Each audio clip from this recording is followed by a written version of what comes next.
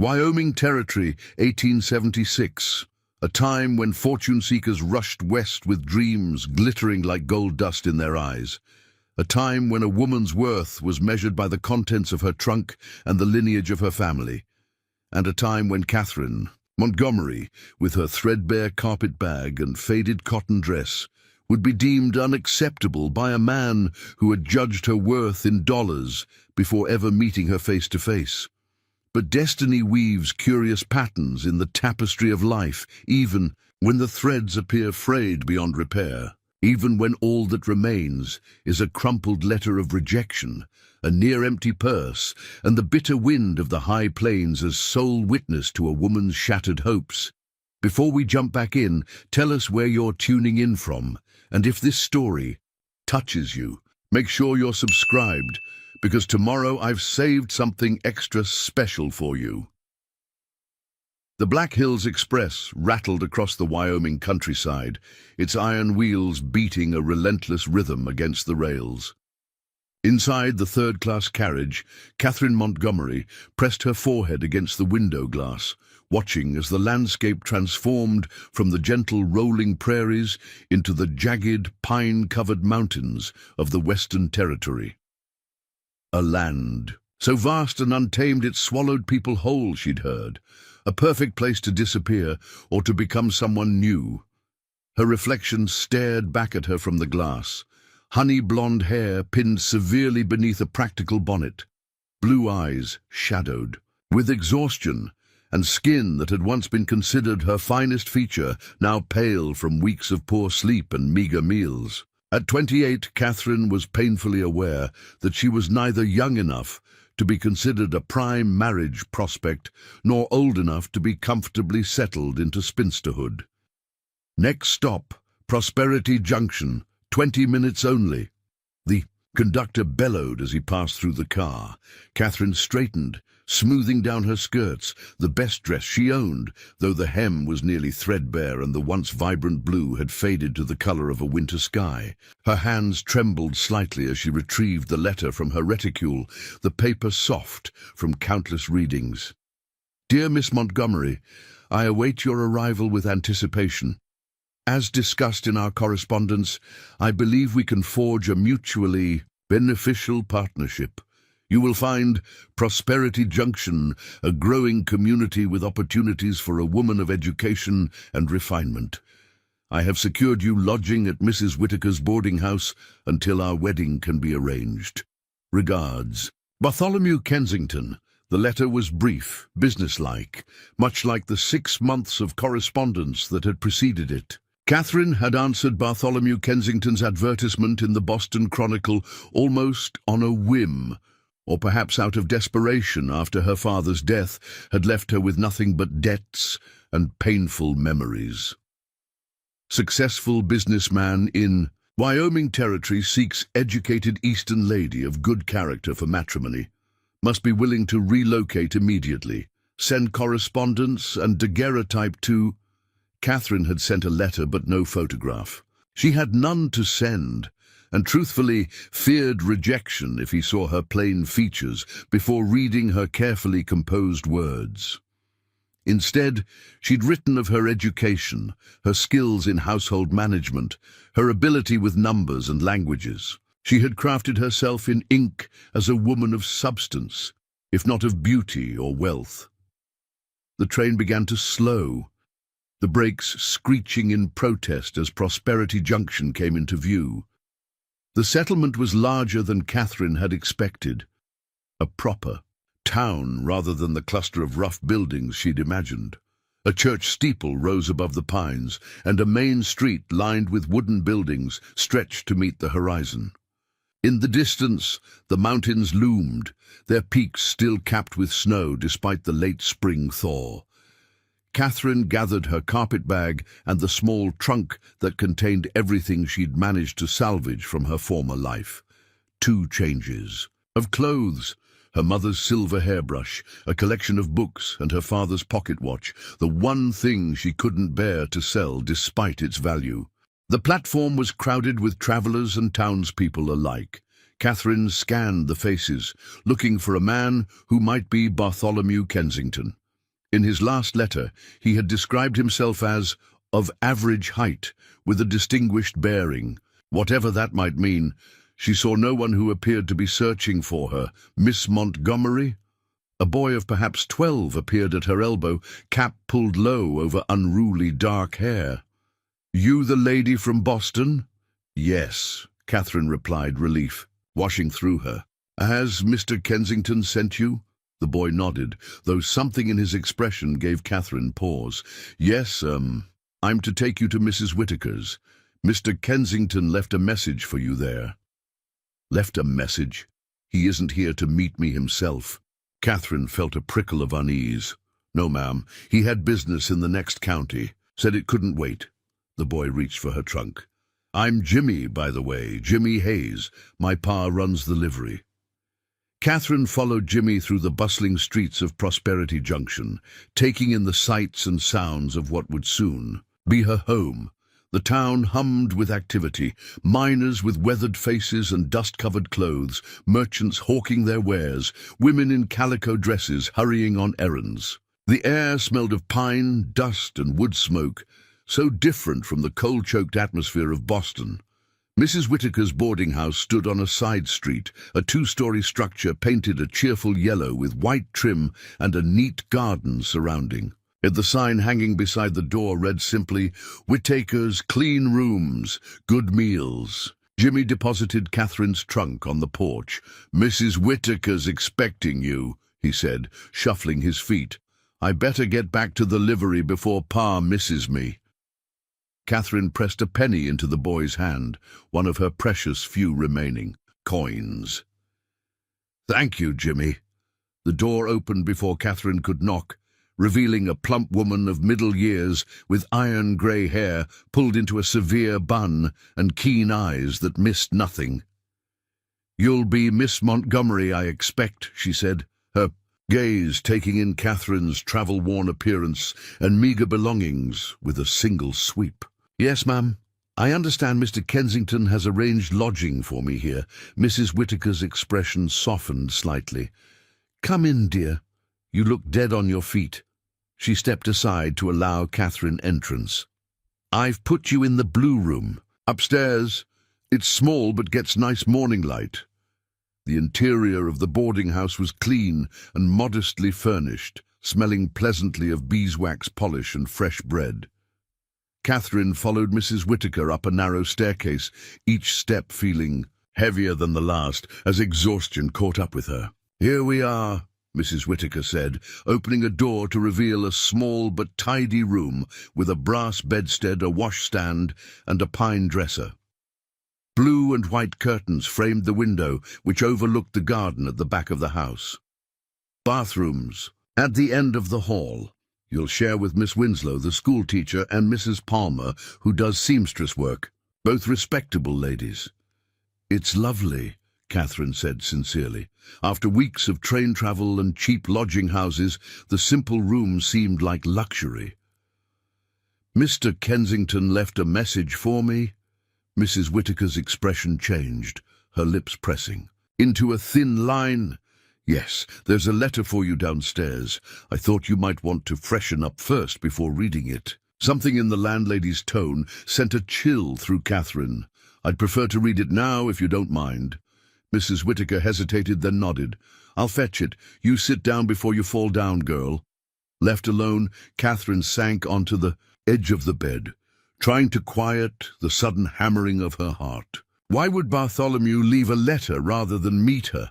Why did Mrs. Whittaker look at her with what seemed suspiciously like pity? The landlady returned moments later, a cream-colored envelope in her hand. "Here it is. I'll leave you to your and privacy. Supper's at 6 sharp if you're feeling up to joining us." When the door closed behind Mrs. Whittaker, Catherine stared at the envelope for a long moment before breaking the seal with trembling fingers. "Miss Montgomery, it is with regret that I must inform you our arrangement can no longer proceed as planned. Upon inquiries made about your arrival, I learned certain details regarding your financial circumstances that were not disclosed in our correspondence. Prosperity Junction is a town of ambition and growth. My position as president of the Territorial Bank requires a wife of means and social standing who can assist in securing connections with Eastern investors. Your lack of dowry and apparent destitution make you unsuitable for the role I had envisioned. I have paid for 2 weeks' lodging at Mrs. Whittaker's to allow you time to make alternative arrangements, perhaps as a housekeeper or seamstress, if your skills are as you described. I wish you success in your future endeavours, Bartholomew Kensington. The words blurred as tears filled Catherine's eyes. She had travelled over 2,000 miles, spent nearly every penny she possessed, left behind everything familiar, only to be dismissed without even the courtesy of a face-to-face meeting. Rejected not for any flaw in her character or person, but for the simple crime of being poor. A hot wave of shame washed over her, followed quickly by anger. She had never claimed to be wealthy. She had emphasized her education, her skills, her willingness to work alongside a husband to build a life. If Bartholomew Kensington had wanted an heiress, he should have specified that in his advertisement. A knock at the door startled her from her thoughts. Hastily wiping her eyes, Catherine called, "Yes?" Mrs. Whittaker entered carrying a tray with tea and sandwiches. Her expression, as she took in Catherine's tear-streaked face, confirmed that she knew the contents of the letter. "Thought you might need something to steady you," the older woman said, setting the tray on the small table by the window. "Kensington's a fool and worse, but that's neither here nor there now." "You knew what the letter said," Catherine said, not a question. Mrs. Whittaker sighed, settling her substantial frame into the room's single chair. "Word travels in small towns, especially when it comes from the bank president's own mouth. He was in here yesterday, making arrangements for your stay, telling me not to expect a wedding after all." Her eyes, kind but shrewd, assessed Catherine. "What will you do now, Miss Montgomery?" Catherine looked down at the letter still clutched in her hand. 2 weeks' lodging, a strange town, no connections, no prospects, and barely enough money to buy a return ticket east, though there was nothing and no one waiting for her there either. "I don't know," she admitted, the words tasting bitter on her tongue. "I suppose I'll need to find work." Mrs. Whittaker nodded approvingly. "That's the spirit. No use crying over men like Bartholomew Kensington. Prosperity Junction has its share of hard people, but there are good ones too." She rose to her feet with surprising grace for a woman of her size. "Rest now. Things often look clearer after sleep and a hot meal." As Mrs. Whittaker reached the door, Catherine found her voice again. "Thank you for your kindness." The older woman turned, her expression softening. "We women have to look out for each other out here, Miss Montgomery. The West can be cruel, but it can also offer second chances to those brave enough to seize them." After Mrs. Whittaker left, Catherine moved to the window, gazing out at the unfamiliar landscape. The mountains rose in the distance, indifferent to human concerns, while below in the garden, spring flowers pushed defiantly through the soil. Survival despite harsh conditions. Perhaps there was a lesson there.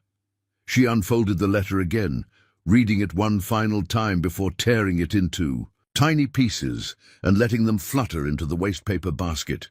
2 weeks to determine her fate. 2 weeks to prove that Catherine Montgomery was made of sterner stuff than Bartholomew Kensington could possibly imagine.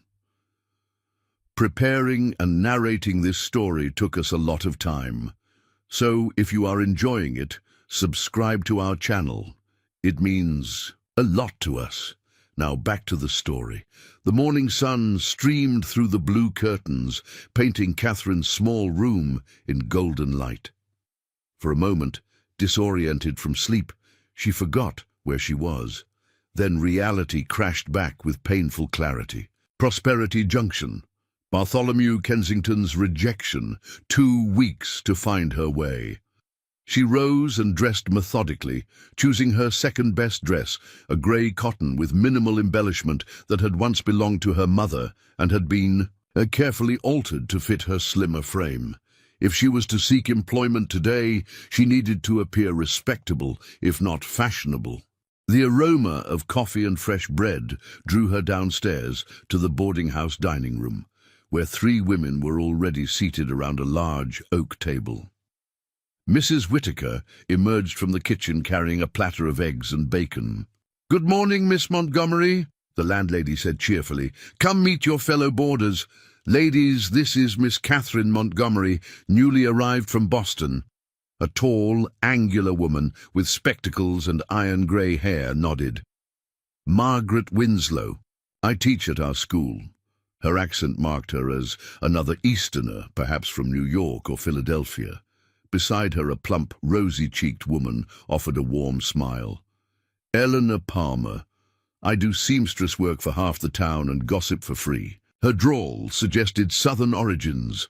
The third woman, younger than the others with striking auburn hair and a smattering of freckles across her nose, extended her hand. "Clara Jenkins. I clerk at Hawkins Mercantile. Don't mind my hands. Always." Inky from the ledgers, Catherine took her seat, overwhelmed by the friendly welcome. "Thank you all. I'm pleased to meet you." Mrs. Whittaker placed a cup of steaming coffee before Catherine. "Eat hearty, girl. You'll need your strength." As breakfast progressed, Catherine found herself the object of gentle curiosity. These women were too well-mannered to ask directly about her situation, but she sensed their awareness of her circumstances, small towns, and their efficient telegraph of whispers.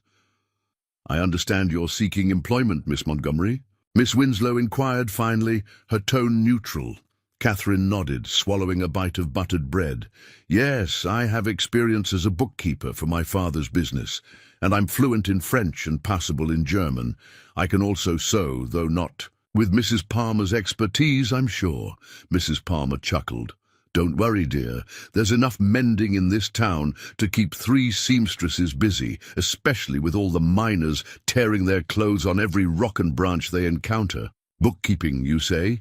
Clara leaned forward, interest lighting her features. "Mr. Hawkins just mentioned yesterday he's drowning in paperwork since the mine expanded operations. He might welcome someone with your skills." Hope flickered in Catherine's chest. "That would be wonderful. Would you be willing to introduce me?" "Better than that," Clara said, rising from her seat. "I'll take you there myself after breakfast. My shift starts at 8. An hour later, Catherine found herself standing in Hawkins Mercantile, a cavernous establishment that seemed to stock everything a frontier town might require. Tools hung from the ceiling, barrels of flour and sugar lined one wall, and shelves overflowed with canned goods, fabrics, and sundries of all descriptions. The air smelled of coffee, leather, and the sharp tang of tobacco. Ezra Hawkins himself proved to be a stout man of about 60, with bushy white whiskers and shrewd eyes that assessed Catherine's worth as efficiently as they might evaluate a shipment of goods. "Bookkeeping, eh?" he said after Clara had made the introductions. "What experience do you have specifically?" "My father owned an import business in Boston," Catherine replied, maintaining eye contact despite her nervousness. "I managed the accounts for 5 years before his passing. I'm familiar with double-entry bookkeeping, inventory management, and currency conversion." Hawkins grunted, neither impressed nor dismissive. "Can you cipher quickly without paper?" "Yes." "Sir, if I buy goods at $12 per gross and sell them at 15 cents each, what's my profit margin?" Catherine calculated rapidly. 30%, assuming a gross is 12 dozen units. A flicker of surprise crossed Hawkins' face. "That's correct. One more. If a miner buys supplies on credit at 18% annual interest and makes payments of $10 monthly on a balance of $150, how long until he's paid in full?" This required more thought, but Catherine worked through it methodically. "Approximately 18 months, sir, assuming he doesn't add new purchases to his account." Hawkins exchanged a glance with Clara, who smiled encouragingly. "Well, Miss Montgomery, it seems you do know your figures. I could use help 3 days a week, Mondays, Wednesdays, and Fridays. 7 hours each day at 60 cents per day. There's a small room behind the store you can use as an office. The wage was modest, but fair, more than she would earn as a seamstress or laundress. That would be most satisfactory, Mr. Hawkins. When would you like me to begin? How about right now? Clara can show you the ledgers. They're in a frightful state, I'm afraid. By midday, Catherine understood the magnitude of the task before her. Hawkins's bookkeeping system was chaotic at best, non-existent at worst. Transactions were recorded haphazardly. Inventory was tracked by memory rather than documentation, and the credit accounts, of which there were dozens, were a tangled mess of partial payments and unclear balances. "I'm sorry it's such a muddle," Clara said, bringing Catherine a cup of tea as she sat surrounded by ledgers and loose papers. "Mr. Hawkins is a fine merchant, but has little patience for paperwork." "It's a challenge, certainly," Catherine agreed, "but not insurmountable. With a proper system in place, this could all be managed much more efficiently." Clara perched on the edge of the desk. "You know, you're nothing like what people expected." Catherine looked up sharply. "What do you mean?" "Well, when word got around that Bartholomew Kensington had sent for a bride from Boston, people had certain expectations. A delicate society lady who'd faint at the sight of mud or mining equipment." Clara's freckled face broke into a grin. "Instead, you get rejected by that stuffed shirt and immediately set about finding proper work. It's caused quite a stir." Heat rose to Catherine's cheeks. "I had no idea I was the subject of such speculation." "Oh, honey, in a town this size, a new face is always news, especially a pretty one. And when that face belongs to a woman with education and manners who was supposed to marry the most pompous man in the territory." Clara laughed. "Why, that's better entertainment than a traveling show." Before Catherine could respond, the bell above the store's entrance jangled. Clara straightened, professional demeanor returning instantly. "That'll be the midday rush," she said. "Miners coming in for supplies before the afternoon shift. Holler if you need anything." Left alone with the chaotic accounts, Catherine buried herself in work. There was something soothing in the ordered precision of numbers after the emotional turmoil of recent days. Here was a problem she could solve, a situation she could control through logic and diligence. She was so absorbed that she barely registered the commotion in the main store, the raised voices, the heavy tread of boots on wooden floors, the occasional burst of raucous laughter. The mining town's rhythm was foreign to her still, but not unpleasant. "Miss, might I trouble you for assistance?" The voice, deep and coloured with an accent she couldn't quite place. Irish, perhaps, but tempered by years in America, startled Catherine from her concentration. She looked up to find a man standing in the doorway of her small office, hat in hand. He was tall, broad-shouldered without being bulky, with features that spoke of long exposure to the elements. Tanned skin, faint lines around eyes that were a startling shade of green, like sun-dappled forest pools. His clothes were of good quality, but worn with the casual comfort of a man who valued function over fashion. A miner, she guessed, but not an ordinary one. "I apologize for the intrusion," he continued when she didn't immediately respond. "Clara mentioned there was a new bookkeeper who might help with a business matter." Catherine gathered her composure. "Of course. How may I assist you, Mr. Sullivan, Liam Sullivan?" He stepped further into the office, his presence somehow making the small space seem even smaller. "I need to arrange credit for some specialized equipment. Mr. Hawkins suggested you might help with the paperwork." "Certainly." Catherine gestured to the chair opposite her desk. "Please sit down and we can discuss the details." Sullivan settled his frame into the chair with surprising grace for a man his size. "You're new to Prosperity Junction," he observed. "Not a question, but a statement. Yes, I arrived yesterday from Boston." Catherine kept her tone professional, unwilling to invite personal questions or, worse, pity. Something flickered in Sullivan's eyes, interest perhaps, or simple curiosity. That's quite a journey. Most Easterners who venture this far west are either running from something or chasing a dream. A ghost of a smile touched his lips. Sometimes both. Catherine met his gaze directly. I suppose I fall into the latter category, Mr. Sullivan. Now, about this equipment credit, what specifically are you looking to purchase? If he was disappointed by her redirection to business matters, he didn't show it. Instead, he pulled a folded paper from his vest pocket and spread it on the desk between them. A hydraulic monitor and sluice system, he explained. For more efficient gold extraction from the placer deposits in Thunder Creek. Catherine examined the specifications, impressed despite herself. This was no small-scale prospecting equipment, but industrial machinery worth a small fortune. This is a substantial investment, she noted. Are you purchasing as an individual or on behalf of a company? On behalf of the Thunder Creek Mining Cooperative, Sullivan replied. We're 5 partners with equal stakes. I've been authorized to arrange financing.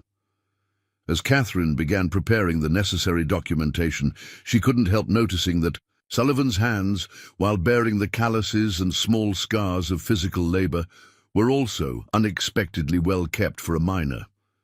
Similarly, his speech pattern shifted between frontier directness and something more educated. You seem surprised, Miss Montgomery, Sullivan observed, catching her appraisal. Catherine blinked, embarrassed at being caught studying him. I apologize. I was just... Forgive me, but you don't quite fit my preconception of a miner. To her, relief, he laughed, a rich sound that transformed his serious face. And what exactly should a proper miner look like? I didn't mean to offend. No offense taken, he assured her. Truth is, I wasn't always a miner. Life takes unexpected turns sometimes, doesn't it? The simple statement, delivered without self-pity or explanation, struck Catherine with unexpected force. What a diplomatic way to describe the upheaval of one's entire existence. Yes, she agreed softly. Yes, it certainly does. Something passed between them then, a moment of mutual recognition, perhaps. 2 people who had traveled long roads to reach this frontier town, carrying histories they didn't share, but somehow acknowledged in each other. The moment broke when Clara appeared in the doorway, eyebrows raised slightly at the sight of Sullivan. Mr. Hawkins needs to approve any credit arrangements over $50, Mr. Sullivan. He's just returned from his lunch. Of course. Sullivan rose, towering once more in the small office. Thank you for your assistance, Miss Montgomery. I expect we'll be seeing more of each other.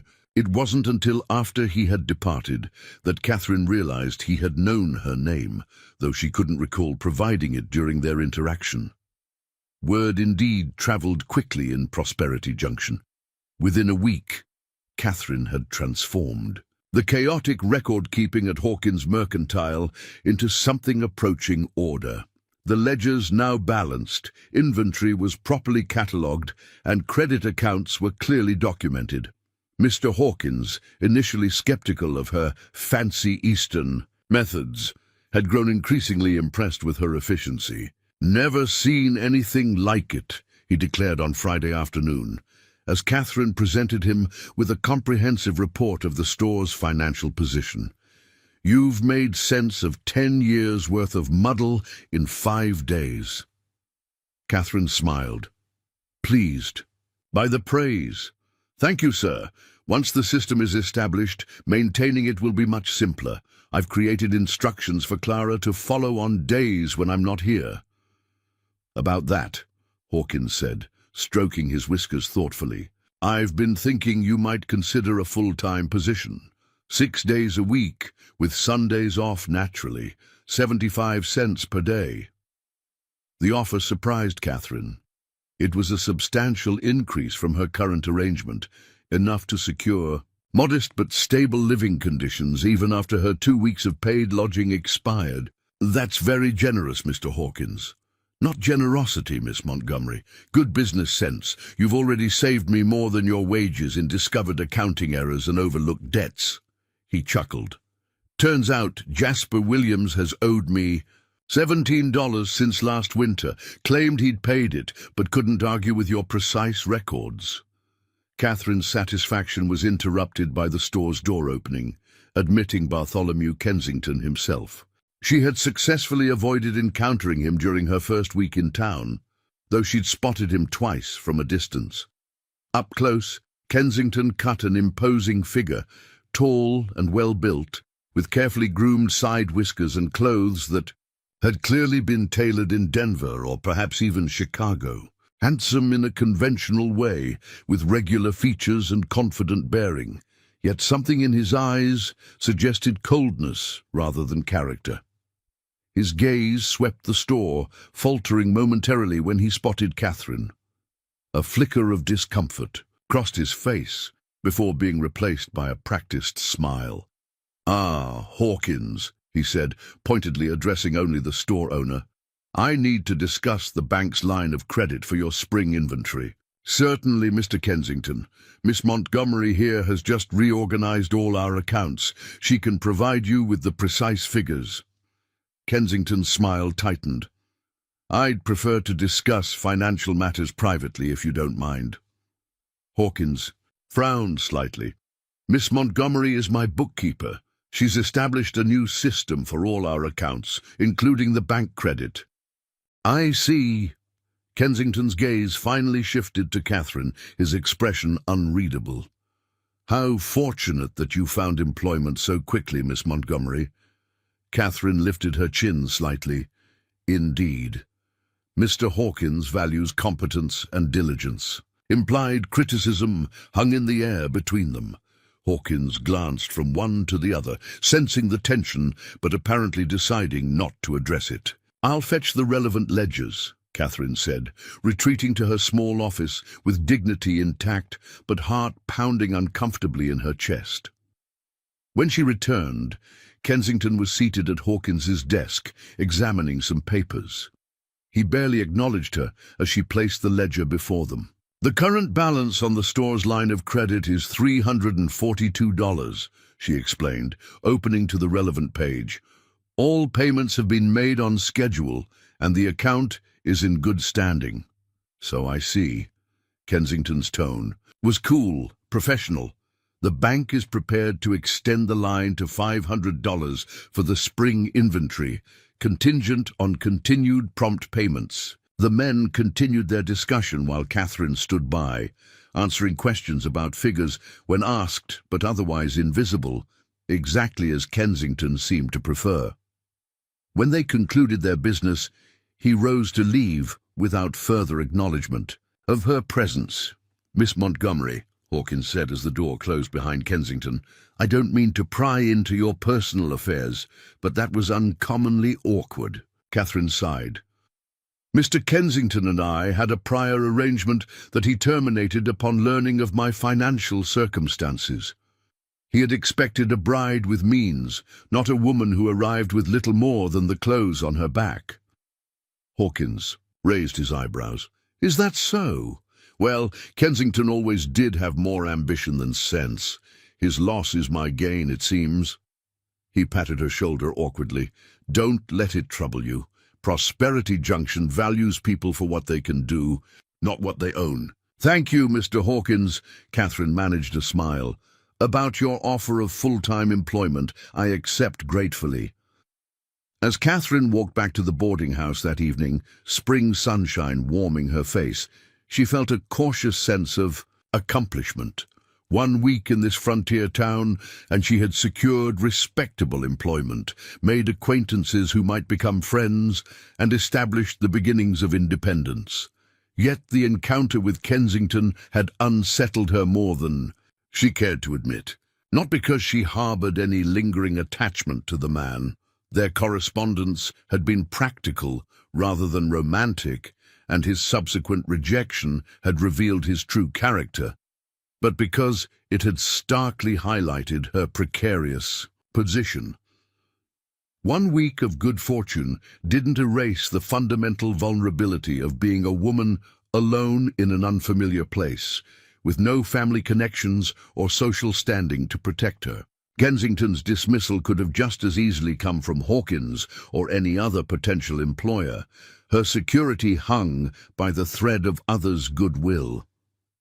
Lost in these troubling thoughts, Catherine didn't notice the approaching rider until he was nearly upon her.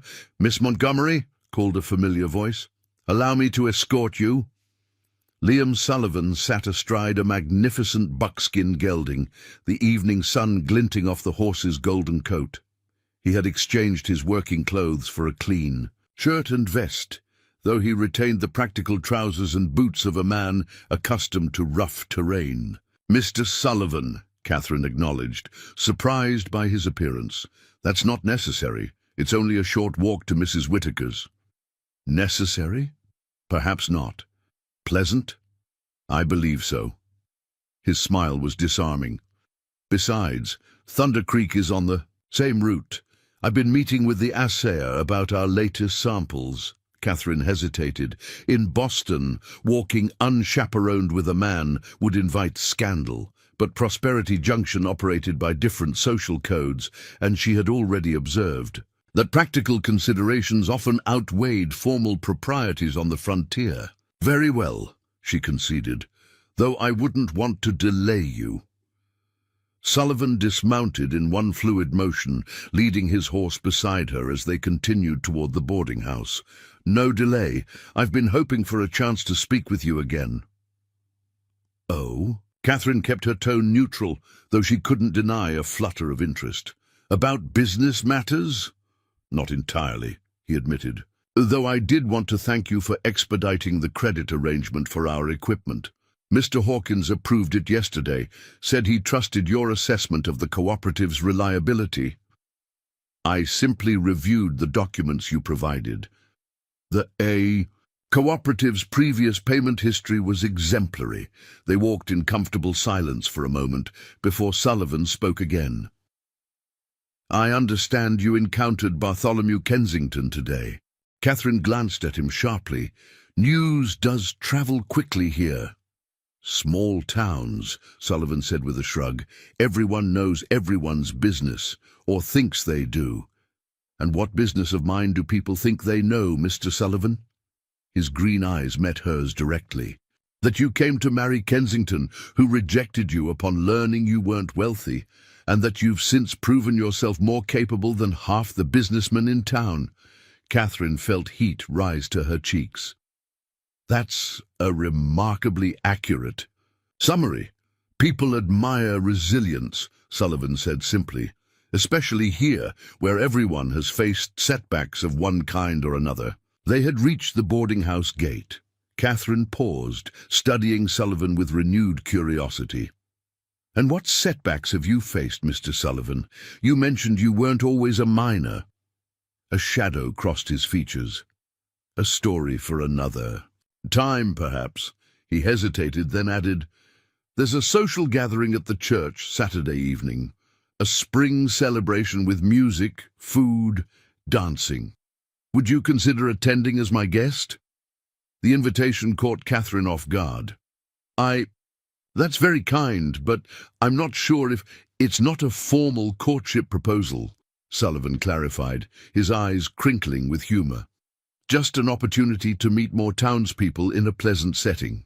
Mrs. Whittaker will be there, and most of Prosperity Junction." Catherine found herself smiling despite her reservations. "In that case, I'd be pleased to attend." "Thank you." "Excellent. I'll call for you at 6. Sullivan tipped his hat, then hesitated. "One more thing, Miss Montgomery. You might want to know that Leland Blackwell will be arriving on tomorrow's stage." "Who is Leland Blackwell?" "Kensington's future father-in-law, if the rumors are correct, owner of the largest cattle ranch in the territory and 3 banks in Denver. Kensington's been courting his daughter Adelaide since shortly after your correspondence began. The revelation shouldn't have stung. After all, she felt nothing for Kensington beyond contempt for his callous treatment. Yet the knowledge that he had been pursuing another woman, even while writing to her, left a bitter taste. "I see," she said quietly. "Thank you for telling me." Sullivan's expression was sympathetic without being pitying. Kensington isn't worth your disappointment, Miss Montgomery. Men like him measure everything, including people, by their monetary value. A fatal blindness, in my estimation. Before Catherine could respond, the boarding-house door opened, revealing Mrs. Whittaker. "There you are, dear," the landlady called. "Supper's nearly ready." "Oh, good evening, Mr. Sullivan." "Mrs. Whittaker," Sullivan acknowledged with a respectful nod. "Just ensuring Miss Montgomery arrived safely. I'll bid you both good evening." As he mounted his horse with practiced ease, Catherine found herself wondering about this enigmatic man who seemed to navigate so comfortably between the rough world of mining and the social niceties of town life. Who spoke of Kensington with thinly veiled disdain, yet showed no ambition for the banker's position or wealth. "He's quite taken with you," Mrs. Whittaker observed, after Sullivan had ridden away. "Nonsense," Catherine protested. "He's simply being neighbourly." Mrs. Whittaker's knowing smile suggested otherwise. "Liam Sullivan has lived in Prosperity Junction for 3 years and never once escorted a lady to a social gathering, until now." At supper that evening, Catherine found herself the centre of curious attention once again as her fellow boarders discussed the upcoming social event. "The spring celebration is quite the occasion," Eleanor Palmer explained, passing a plate of biscuits. "Everyone attends, from miners to merchants. The ladies' auxiliary provides refreshments, and there's always dancing." "And you'll be attending with Liam Sullivan," Clara added, her eyes twinkling. "Quite a catch, our Mr. Sullivan." "It's not a courtship," Catherine insisted, "merely a neighbourly invitation." Miss Winslow adjusted her spectacles with a sceptical expression. "Sullivan may have his rough edges, but he's a man of substance. Not like some in this town who value appearance over character." The conversation shifted to preparations, what Catherine might wear, how she should style her hair, until Mrs. Whittaker intervened with practical authority. "Leave the poor girl be," she scolded. "She's had a long week establishing herself without you all matchmaking before she's even unpacked properly." Later, alone in her room, Catherine sat by the window watching as darkness settled over Prosperity Junction. The town transformed in the twilight, windows glowing with lamplight, the distant sounds of a piano from the hotel saloon drifting on. The evening breeze. 1 week ago, she had arrived heartbroken and uncertain. Tonight, she had employment, acquaintances who might become friends, and an invitation to a social gathering with a man who intrigued her, despite her best intentions. Prosperity Junction was not the future she had planned, but as she watched the first stars appear above the mountains, Catherine wondered if perhaps it might offer something better, a life built on her own terms, not dependent on a man's assessment of her worth. Saturday morning brought unusual activity to Prosperity Junction. From her window, Catherine watched as townspeople strung colourful bunting between buildings and erected tables beneath the large cottonwood trees that flanked the churchyard. Children darted about with barely contained excitement, while women carried covered dishes toward the church hall. The spring celebration was clearly a significant event in the town's social calendar. Catherine felt a flutter of nervousness at the prospect of attending as a newcomer and as Liam Sullivan's guest, a fact that seemed to have generated considerable interest among her fellow boarders. "Miss Montgomery," Mrs. Whittaker called from the hallway, "there's a package for you." Catherine opened her door to find the landlady holding a large paper-wrapped parcel tied with string. "This just arrived from Hawkins Mercantile," Mrs. Whittaker explained, handing over the package. "Clara Jenkins brought it herself." Puzzled, Catherine carried the package to her bed and carefully untied the string. Inside, she found a length of beautiful blue fabric, not silk, but a fine cotton with a subtle pattern woven through it, exactly the shade of a summer sky. Nestled within the folds was a small envelope containing a brief note for tonight's celebration. "Every new beginning deserves a proper commemoration. L.S. Well, Mrs. Whittaker prompted from the doorway where she had remained, making no pretense of not being curious. Catherine wordlessly handed her the note, still stunned by the unexpected gift. The landlady said after reading it. Not overstepping, with jewelry or anything too personal, just a practical gift with a touch of thoughtfulness. The man has sense. She fingered the fabric appreciatively. Good quality too, not ostentatious, but suitable for a social gathering. I can't accept. This, Catherine protested weakly. It's too much. Mrs. Whittaker fixed her with a practical gaze. Nonsense. The gesture is appropriate for a gentleman escorting a lady to her first community event. Besides, she added with uncharacteristic gentleness, sometimes pride is a luxury one can't afford when starting anew. Accept the kindness in the spirit. It's offered. Still uncertain, Catherine examined the fabric again. It was undeniably lovely, and she had nothing suitable for an evening celebration. Her few dresses were practical garments for daily wear, not social occasions. I wouldn't even have time to make something, she said. Mrs. Whittaker smiled. That's easily remedied. Eleanor Palmer can work miracles with a needle, and Clara mentioned that Mr. Sullivan requested the package be delivered early precisely so there would be time for alterations. By early afternoon, Mrs. Palmer had indeed worked a minor miracle.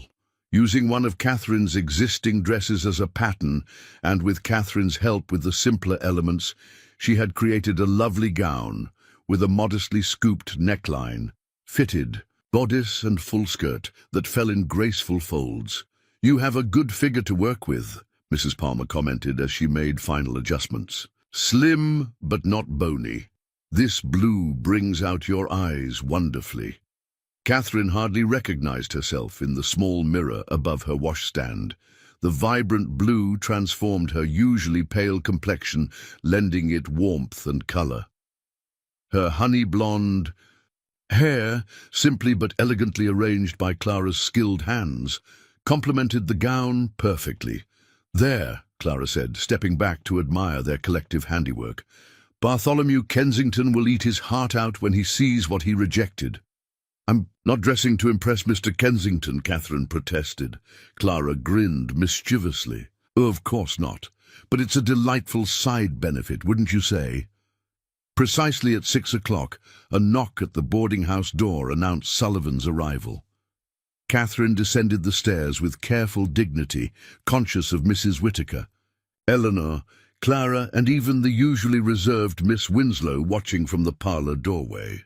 Sullivan stood in the entrance hall, hat in hand, dressed in what was clearly his finest attire, a well-cut dark suit that emphasized his broad shoulders, a crisp white shirt, and a vest of subtle grey brocade. He looked more like a successful businessman than a miner, though his sun-bronzed skin and the strength evident in his stance revealed his outdoor profession. His expression as he caught sight of Catherine made her cheeks warm with pleasure. There was admiration in his gaze, certainly, but also something deeper, a genuine appreciation that went beyond mere appearance. "Miss Montgomery," he said, his voice betraying a hint of his Irish heritage in its musical cadence. "You look lovely. The color suits you perfectly." "Thank you for the fabric," she replied, "though you shouldn't have gone to such expense." "It was my pleasure," he assured her, offering his arm. "Shall we?"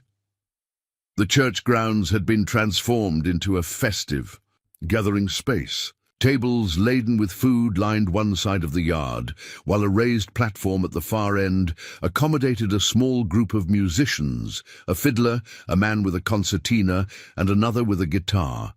Lanterns hung from tree branches, ready to provide light when evening fell. As they entered the churchyard, Catherine was acutely aware of the curious glances directed their way. Sullivan seemed unbothered by the attention, guiding her through the crowd with easy confidence, pausing frequently to introduce her to townspeople whose names and occupations blurred together in a whirl of unfamiliar faces. "Don't worry about remembering everyone," he advised quietly. "Just enjoy yourself. They're more curious than judgmental." "Is that Leland Blackwell?" Catherine asked, nodding toward a corpulent gentleman in an expensive suit who stood conversing with Bartholomew. Kensington and a young woman in an elaborate pink gown. Indeed, Sullivan confirmed, and his daughter Adelaide. Quite the display of Denver fashion, isn't it? The comment held no malice, merely amused observation. Catherine studied Miss Blackwell with objective interest. The young woman was conventionally pretty, with fashionably arranged dark curls and a complexion enhanced by subtle cosmetics. Her gown, while undeniably elegant, seemed oddly formal for the frontier setting, as if she had expected a metropolitan ball rather than a community celebration. Kensington seems to have secured his heiress, Catherine observed, surprised to find she felt more pity than jealousy for the girl. If Kensington had pursued her while still corresponding with Catherine, what other deceptions might he be capable of? Sullivan's expression darkened slightly. Adelaide Blackwell deserves better, though I doubt she realizes it yet. Her father's wealth has insulated her from certain realities. Before Catherine could inquire further, Reverend Matthews, the town's minister, called for everyone's attention. A lean man with kind eyes and prematurely white hair, he welcomed the gathering with warm eloquence. Spring has always been a time of renewal and hope, he proclaimed. Here in Prosperity Junction, it holds special significance. We've endured another Wyoming winter together. Now we celebrate new beginnings, new growth, and new additions to our community. His gaze found Catherine in the crowd, and he smiled. Speaking of which, I believe we have several newcomers to welcome. Miss Catherine Montgomery recently arrived from Boston, and the Blackwell family visiting from Denver. Prosperity Junction embraces you all. The simple inclusion brought an unexpected lump to Catherine's throat. After the rejection that had marked her arrival, this public welcome felt like a balm to wounded pride. The celebration properly commenced after the Reverend's blessing. Food was shared, music played, and conversation flowed as freely as the coffee and lemonade that filled cups around the gathering. Catherine found herself drawn into discussions with townspeople who seemed genuinely interested in her perspective as a newcomer. "Boston, eh?" remarked Henry Jenkins, Clara's father and owner of the livery stable. "Must find our little settlement quite primitive by comparison." "Different, certainly," Catherine replied diplomatically, "but there's a warmth to Prosperity Junction that larger cities often lack. People seem to truly know their neighbors here." "For better or worse," chuckled Mrs. Jenkins. "Can't sneeze without someone offering a handkerchief or suggesting a remedy." As twilight deepened, the lanterns were lit, casting a golden glow over the gathering. The musicians struck up a livelier tune, and couples began to form for dancing. In the cleared area before the platform, "Would you care to dance, Miss Montgomery?" Sullivan asked, extending his hand. Catherine hesitated. "I should warn you, I'm familiar with formal ballroom dances, not—" She gestured to the energetic movements of the couples already on the improvised dance floor. Sullivan smiled. "Country dances are more about enjoyment than precision. I'll guide you through it." True to his word, Sullivan proved an excellent partner, steering Catherine through the unfamiliar patterns with gentle guidance. His hand at her waist was respectful yet steadying, his movements confident without being overbearing. After initial awkwardness, Catherine found herself enjoying the lively rhythm, laughing as they circled with the other dancers. During a pause between songs, Sullivan fetched them cups of lemonade. They stood at the edge of the dancing area, pleasantly warm from exertion, watching as other couples continued to twirl and step to the music. "You mentioned that you weren't always a miner," Catherine said, seizing the moment of relative privacy. "What brought you to Prosperity Junction?" Sullivan's expression grew thoughtful. "A desire for honest work, I suppose, and perhaps a measure of redemption." "Redemption from what?" He hesitated, then seemed to come to a decision. I was once a civil engineer in Chicago, designed bridges, railways, municipal buildings, had a promising career, a fiancé from a good family, all the trappings of success. What happened? Catherine asked gently, sensing they were approaching the heart of his story. The Chicago fire happened, October 1871. His voice grew distant. My firm had designed several of the buildings that burned most catastrophically. There were investigations afterward, accusations of substandard materials, corners cut for profit. Catherine listened, beginning to understand the shadows that occasionally darkened his gaze. Were you responsible? Not directly. I had warned about certain structural vulnerabilities, filed reports recommending changes. His jaw tightened. But I didn't fight hard enough when those recommendations were ignored. I chose career advancement over professional integrity. So, you left Chicago? Sullivan nodded. After the investigations cleared the firm officially, money speaks loudly in such matters. I couldn't continue, not with the knowledge that people had died in buildings I helped design. My fiancé's family encouraged me to stay, to accept the official findings and move forward. When I couldn't, the engagement ended. And you came west. Eventually, I wandered for a time, worked odd jobs, ended up in Denver, where I met Jack Thornton, an old prospector who needed someone with engineering knowledge to help assess a claim. One thing led to another, and here I am, part owner of a modestly successful mining operation. Catherine considered his revelation, understanding now the complexity behind his seemingly simple existence. Do you miss it? Engineering. A smile touched his lips. Sometimes. Which is why our new hydraulic system is more carefully designed than strictly necessary for a small mining operation. He studied her face for a moment. Does my past disappoint you? The question surprised her. Why would it? You made a difficult choice based on principle rather than expediency. That speaks to character, not failure. Relief flickered across his features. Not everyone sees it that way. Many would consider abandoning a successful profession for physical labor in the wilderness to be a step down in the world. Perhaps, Catherine acknowledged, but I'm beginning to think the world's measurements aren't always accurate. Their conversation was interrupted by the appearance of Bartholomew Kensington, Adelaide Blackwell on his arm. The banker's expression was polite but cool as he approached. Miss Montgomery Sullivan, enjoying the celebration, I see. Indeed, Sullivan replied easily. Prosperity Junction knows how to welcome spring properly. Adelaide Blackwell studied Catherine with undisguised curiosity. Father says you're from Boston, Miss Montgomery. How thrilling. I've always wanted to visit the East. Is it as culturally vibrant as they say? There was no malice in her question, only genuine interest. Catherine responded with equal cordiality. Boston has its charms, certainly. Excellent theatres, libraries, museums, though I find Prosperity Junction has its own unique culture. How diplomatic, Kensington remarked, a slight edge to his voice. Though hardly comparable, I would think. Sullivan's posture stiffened almost imperceptibly. Different doesn't imply inferior, Kensington, something Easterners often forget when they venture west.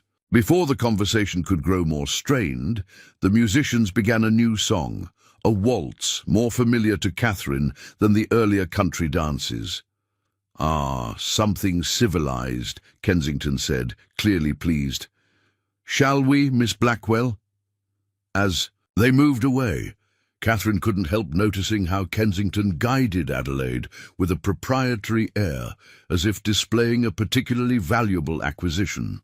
Would you care to continue dancing? Sullivan asked, his eyes holding hers. I'd like that very much, Catherine replied, suddenly grateful for this man who valued honesty over appearances, who had shared his vulnerabilities without pretense. As they joined the other couples, Sullivan drew her slightly closer than was strictly proper, his hand warm against the small of her back. Catherine found she didn't mind. "Thank you," she said softly. "For what?" "For seeing me, not my circumstances or my prospects, just me." His smile in response held a warmth that remained with her long after the music ended and the evening drew to a close. The Monday following, the spring celebration brought unexpected news to Prosperity Junction. Catherine had just finished reconciling the previous week's sales figures at Hawkins Mercantile when Clara burst into the small office, eyes wide with excitement. "Have you heard? There's been a significant gold strike at Thunder Creek." Catherine looked up from her ledger. "At Mr. Sullivan's claim?" "The very same," Clara confirmed, perching on the edge of the desk. "Word came in this morning. They've uncovered a vein that's supposedly richer than anything seen in these parts for years. The assayer nearly fainted when he tested the samples." A mixture of emotions washed over Catherine. Pleasure for Sullivan's good fortune, certainly, but also a peculiar apprehension. Success of this magnitude would inevitably change things. "Has Mr. Sullivan confirmed this himself?" "He's still at the claim," Clara explained. "But his partner, Jack Thornton, came to town with the news and the samples. The whole town's buzzing with it." She leaned closer, lowering her voice conspiratorially. "You know what this means, don't you? Your Mr. Sullivan is about to become one of the wealthiest men in the territory." "He's hardly my Mr. Sullivan," Catherine protested automatically, though the events of the spring celebration, their dances, their conversations, the way his hand had lingered on hers when they parted, suggested an attachment neither had explicitly acknowledged. "Well, he escorted you to the social, gave you fabric for a new dress, and looked at you like you hung the moon." Clara counted off on her fingers. "In Prosperity Junction, that's practically an engagement announcement." Before Catherine could formulate a suitably dignified response, Mr. Hawkins appeared in the doorway, his expression unusually serious. "Miss Montgomery, might I have a word?" Clara took the hint and departed, with a quick smile of encouragement. Hawkins closed the door behind her and settled his substantial frame into the visitor's chair. "I've just had a rather interesting conversation with Bartholomew Kensington," he began without preamble. "It seems the bank is interested in offering you a position." Catherine blinked in surprise. "I beg your pardon." "Kensington claims they need someone with your bookkeeping expertise to help organize their accounts department, offering $1.25 per day, 6 days a week." Hawkins stroked his whiskers thoughtfully. "Considerably more than I'm currently paying you." The unexpected offer left Catherine momentarily speechless. Why would Kensington, who had so thoroughly rejected her as a bride, now seek to employ her, and at such a generous salary? "I don't understand," she said finally. "Mr. Kensington made his opinion of me quite clear upon my arrival." Hawkins nodded. "That's what I found curious as well, until I heard about Sullivan's gold strike this morning." He fixed Catherine with a shrewd gaze. "Timing is an interesting thing, isn't it?" Understanding dawned. "You think Kensington's offer is related to Mr. Sullivan's discovery?" "I think Bartholomew Kensington rarely does anything without calculating the potential advantages." Hawkins leaned back in his chair. "Your connection to Sullivan was quite visible at the spring celebration. Perhaps Kensington sees value in that connection now that Sullivan's prospects have improved so dramatically." A chill ran through Catherine despite the warmth of the spring day.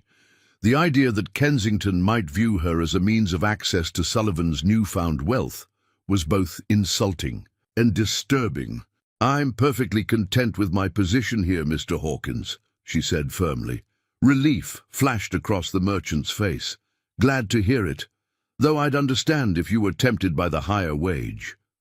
"Some things are worth more than money," Catherine replied, "like working with people one respects."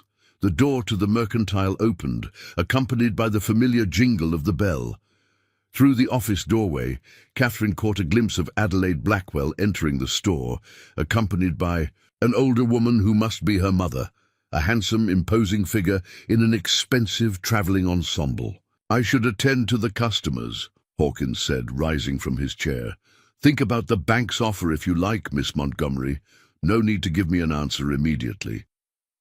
As Hawkins departed, Catherine found herself wondering about Adelaide. Blackwell. The young woman had seemed pleasant enough at the celebration, genuinely curious about Boston and apparently unaware of Catherine's prior connection to her suitor. Did she know of Kensington's attempt to recruit Catherine for the bank? Was she aware of his previous arrangements for a mail-order bride? Putting these questions aside, Catherine returned to her ledgers. The afternoon passed quickly as a steady stream of customers kept the mercantile busy, many apparently in town to discuss the Thunder Creek gold strike and stock up on supplies while they considered trying their own luck in the area. It was nearly closing time when the bell jangled again, and Liam Sullivan himself strode into the store. His clothes bore the dust of the trail, and weariness lined his face, but his eyes lit up when he spotted Catherine through the office doorway. "Miss Montgomery," he greeted her, removing his hat as he approached. "I hope I'm not interrupting." "Your work?" "Not at all," she replied, setting aside her pen. "I understand congratulations are in order. Mr. Thornton brought news of your discovery." Sullivan's smile was genuine but tempered with caution. "The vein is promising, certainly, though Jack may have exaggerated its significance in his excitement. We won't know the full extent until we've done more excavation." His modesty was refreshing after a day of hearing increasingly extravagant rumors about Thunder Creek's riches. "Still, it must be gratifying after all your work." "It is," he acknowledged, "though sudden success brings its own complications." Before he could elaborate, Mrs. Whitaker appeared in the doorway, slightly breathless as if she had hurried from the boarding house. "Oh, good. You're still here," she said to Catherine. "And Mr. Sullivan, too, how fortunate." She glanced between them with uncharacteristic awkwardness. "I'm afraid there's been a development at the boarding house that you should know about." "Dear," Catherine felt a prickle of concern. "What's happened?" "The Blackwells have taken rooms with us, Mr. and Mrs. Blackwell and their daughter. They've decided to extend their stay in Prosperity Junction indefinitely." Mrs. Whitaker hesitated. "And Mr. Kensington called this afternoon while you were working. He's invited you to dine with them this evening at the hotel restaurant. He was most insistent that I deliver the message." Sullivan's expression darkened.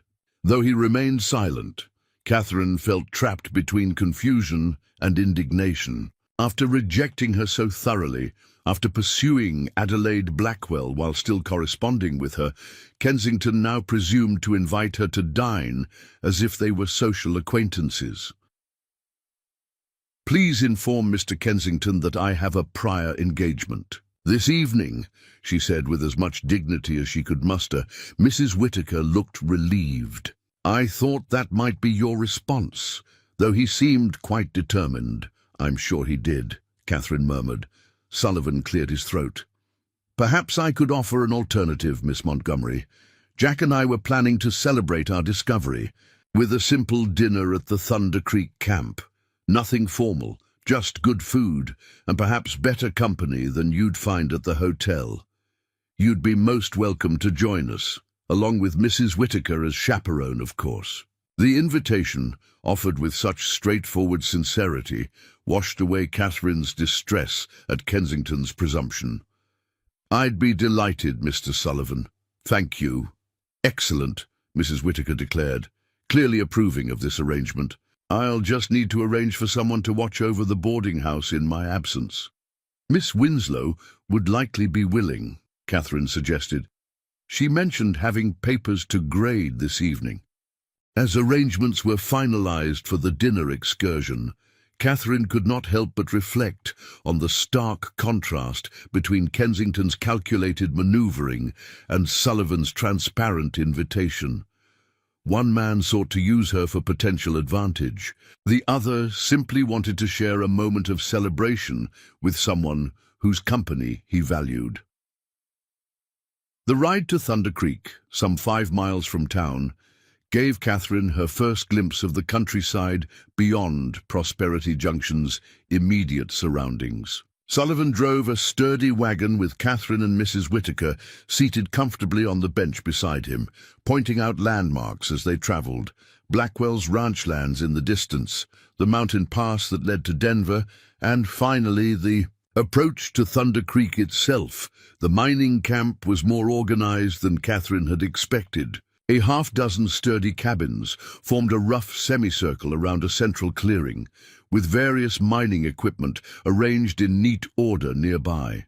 Men moved purposefully about their tasks, despite the evening hour, though many paused to wave or call. Greetings as Sullivan's wagon approached.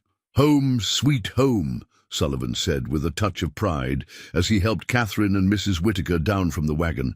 "It's not fancy, but it's solid and honest." Jack Thornton met them at the largest cabin, a grizzled man of indeterminate age with a weathered face and sharp eyes that missed nothing. "Sullivan, you old dog," he greeted his partner affectionately. "Brought the prettiest gals in the territory. To our humble abode, did you? Mind your manners, Jack," Sullivan warned good-naturedly. "Mrs. Whitaker and Miss Montgomery are our guests." Thornton grinned, executing an exaggerated bow. "Honored, ladies, truly honored. Now come in before the stew gets cold. Young Jamie's been watching it like his life depends on it." The cabin's interior was simple but comfortable. A large main room with a stone fireplace, solid wooden furniture crafted with obvious care, and surprisingly civilized touches like proper glass windows and shelves lined with books. A young man of perhaps 18 tended a large pot hanging over the fire, while an older gentleman with spectacles set places at the long table. "Jamie Riley, our apprentice miner," Sullivan introduced, "and Dr. Marcus Fleming, our resident scholar, and occasional medic."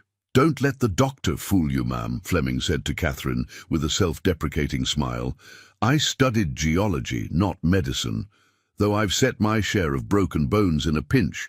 The meal that followed was simple, but delicious: venison stew, fresh bread, and preserved peaches for dessert." The conversation flowed easily, moving from mining techniques, carefully explained for the ladies' benefit, to town gossip, to aspirations for Thunder Creek's future now that the new vein had been discovered.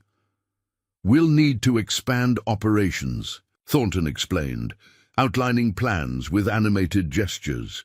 "Hire more men, bring in additional equipment. That hydraulic system you designed will be crucial now, Sullivan." "What about the Eastern investors you mentioned?" Dr. Fleming inquired. "With this discovery, surely they'll be eager to increase their stake." A shadow crossed Sullivan's face. "Perhaps too eager. Johnson's telegram today mentioned consolidation opportunities and management restructuring, meaning they want to take over now that we've struck it rich," Thornton translated bluntly. "Push us out or reduce us to hired managers of our own claim." Catherine, who had been listening attentively, frowned. "Can they do that? Legally, I mean?" "Not without our agreement," Sullivan assured her. "We own the claim outright. But they control the capital we need for expansion, and they have connections to the smelters and railways necessary to process and transport the ore." "It's the old story," Dr. Fleming added with a sigh. "The men who do the actual work of discovery rarely retain control of its fruits. Capital speaks louder than labor in the end." As the discussion continued, Catherine found herself drawing parallels to Kensington's sudden interest in her employment, his invitation to dine with the Blackwells. The world operated on calculations of advantage, it seemed, whether in mining investments or social connections. After the meal, while Mrs. Whitaker engaged Dr. Fleming in conversation about his extensive book collection, Sullivan invited Catherine to step outside for a breath of fresh air. The evening was clear and cool, with stars emerging in a velvet sky above the jagged silhouette of mountains to the west. "I wanted to thank you," Sullivan said quietly, as they stood watching the last light fade from the peaks, "for coming tonight, for choosing our simple celebration over Kensington's invitation." "There was no choice to make," Catherine replied. "Honestly, I have no desire for Mr. Kensington's company. Sullivan turned to face her, his expression serious in the gathering dusk. Catherine, Miss Montgomery, I should tell you that my circumstances may become complicated in the coming weeks. This discovery has drawn attention we didn't anticipate from people whose motives aren't always straightforward. People like Mr. Kensington, among others. There are rumors that Blackwell himself is interested in acquiring mining properties to diversify his holdings. He hesitated. I wouldn't want you to be caught in any unpleasantness that might arise. From business rivalries. Catherine studied him thoughtfully. Are you suggesting we should distance ourselves from each other? No, he answered quickly. Then more deliberately, no, that's not what I want at all. I'm merely warning you that associations have consequences in places like Prosperity Junction. Your reputation matters, especially as a woman making her own way. My reputation survived being jilted before I even arrived, Catherine pointed out. With a touch of wry humor, I suspect it can withstand being seen in the company of a successful miner. The tension in Sullivan's shoulders eased slightly. You're a remarkable woman, Catherine Montgomery. I'm a practical one, she corrected. And I value honesty above all else. Something I've found in short supply until recently. He reached for her hand then, his calloused fingers gentle against her skin. I promise you this, whatever happens with Thunder Creek, with investors or rivals or the gold itself, you'll have nothing but honesty from me. The simple vow, spoken under a canopy of stars with the distant sounds of the mining camp as backdrop, felt more binding than any formal declaration could have been. Catherine turned her hand in his, linking their fingers together in silent acknowledgement. It's getting late, she said eventually.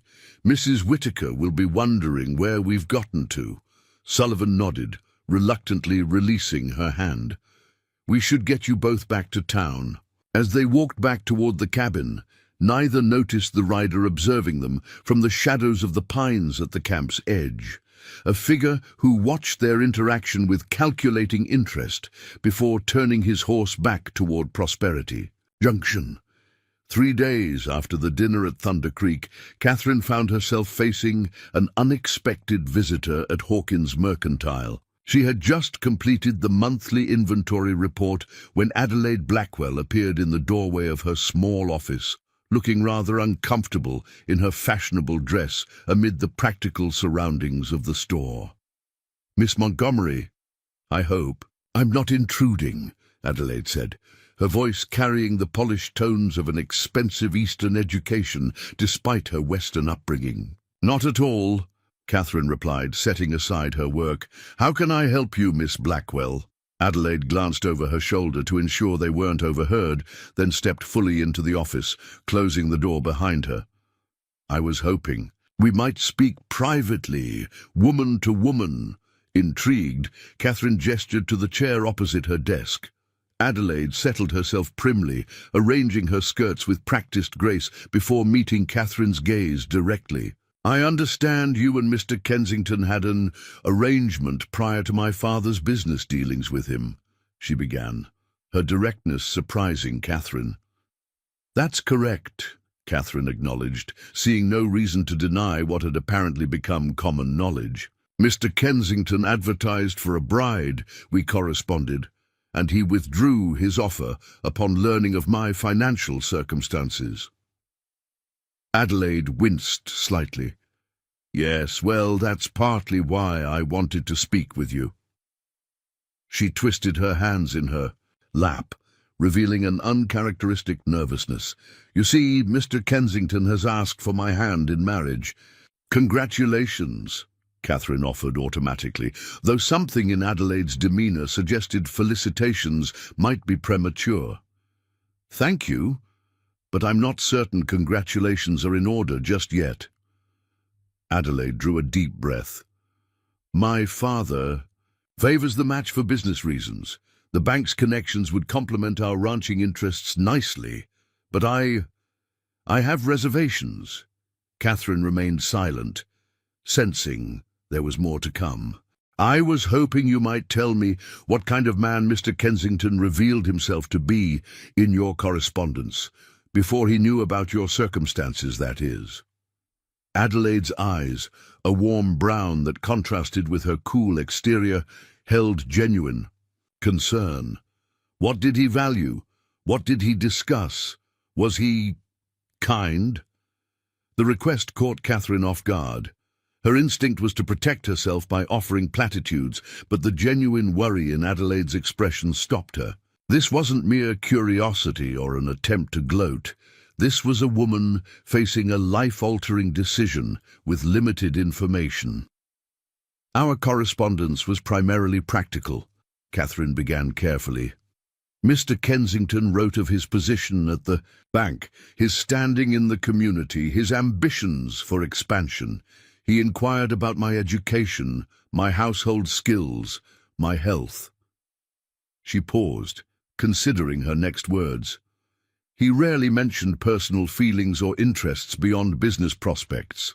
Adelaide nodded slowly, as if this confirmed something she had suspected. And when he withdrew his offer, was it kind? Catherine thought of the cold, efficient letter that had awaited her arrival. It was direct.